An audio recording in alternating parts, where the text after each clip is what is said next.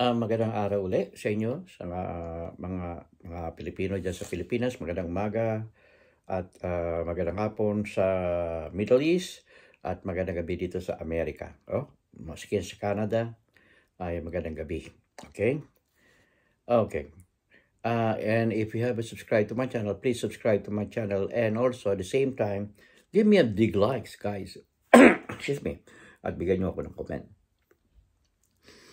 Ito ay may kinalaman sa pagtatangka ng ating Philippine Coast Guard together with the two small ship of bringing supply to our yung ating barko, BRP Sierra Madre, na nakasadsad dyan sa Ayungin Shoal sa West Philippine Sea. Tinangka na naman harangin ng 11 Chinese ship sa barikada na tinangka nilang barikadahan upang hindi makarating ang supply ng ating barko sa Sierra Madre. Alam nyo, ginagawa yung nire-reconstruct yung barko. Kasi kinakalawang na talaga eh. Matagal na ho yun na doon sa panahon pa ni Erap. Sinadsad nung talaga para patunayan na atin yun Ayungin Shoal. Bakit kaya ang China ay interesado sa Ayungin Shoal? Mimina ng langis. Malamang. Ayan. Mimina ng langis. Yung ilalim ng karagatan na yun. Kaya lahat ng paraan ay ginagawa nila. At ito'y kinondena ng Amerika, Australia, Japan, United Kingdom, Germany, European Union, Netherlands. Sinabi nila na dapat respetuhin ng China ang patakaran ng UNCLOS. Okay? Okay. Ayan ang UNCLOS, United Nations. Alexa, what is the meaning of UNCLOS? The verb unclose is usually defined as to bring or come out of a closed state, open. Alexa, what is the meaning of UNCLOS under United Nations? Oculus is usually defined as an eye. For more, ask me to give you more definitions for oculus. Yan hindi masabi ng ating artificial intelligence. UNCLOS, okay? Okay. Ito ay patakaran na pinagtibay ng United Nations na sila ang kailangan kasi natin ng United Nations. Respeto yan. At ang China ay isa sa mga signatories na ayaw nilang kilalanin. Pumirma ho sila sa UNCLOS, pumirma sila.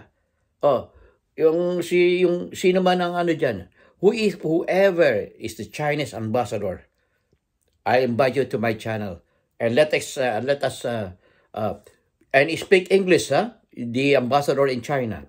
You could talk to me. We'll discuss it in English, okay?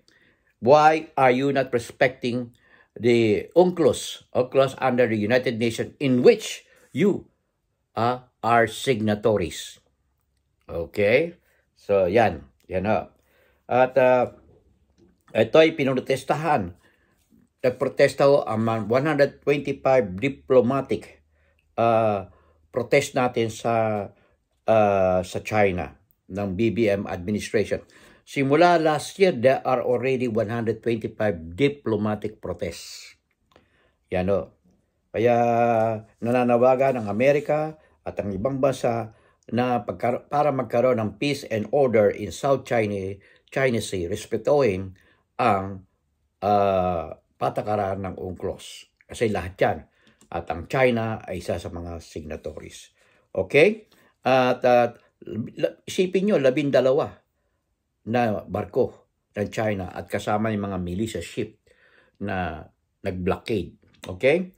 Kaya yung mga pro-China dyan sa Pilipinas, nananawagan kami.